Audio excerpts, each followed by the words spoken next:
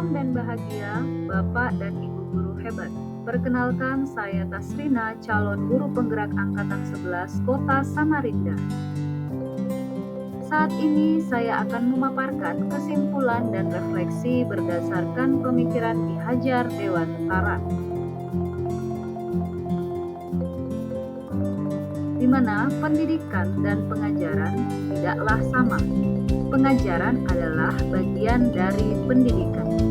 Menurut Ki Hajar Dewantara, pengajaran adalah proses pendidikan dalam memberi ilmu untuk kecakapan hidup anak secara lahir dan batin.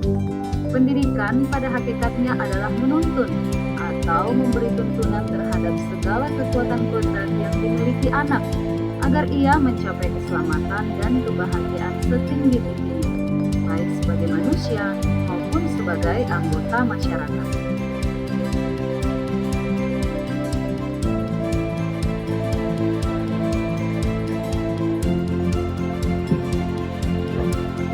Sebelum mempelajari modul 1.1, pembelajaran yang saya lakukan hanya sekedar transfer ilmu atau materi pelajaran saja kepada peserta didik.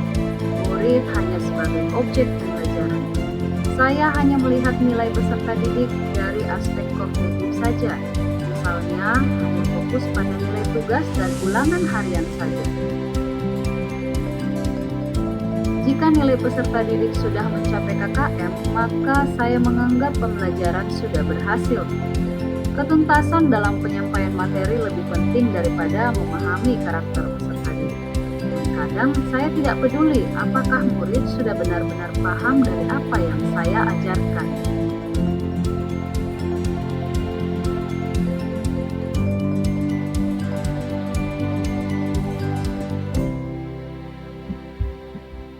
Setelah mempelajari modul ini, saya menyadari seharusnya saya melakukan pembelajaran secara menyeluruh. Tidak hanya aspek kognitif, tetapi juga afektif, psikomotorik, aspek spiritual, aspek sosial, dan aspek budaya.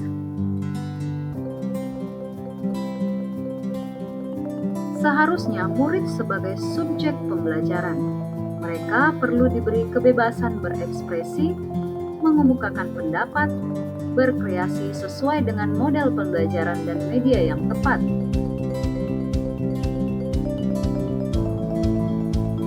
Saya sebagai guru seharusnya sebagai fasilitator pembelajaran. Harus ikhlas dan penuh kesabaran agar terwujud pembelajaran yang menyenangkan dan berpusat pada murid. Saya perlu mempelajari karakteristik murid karena mereka dilahirkan dengan unik, dengan kelebihan dan kekurangannya masing-masing. Murid perlu diberi kesempatan untuk tumbuh sesuai dengan kodratnya.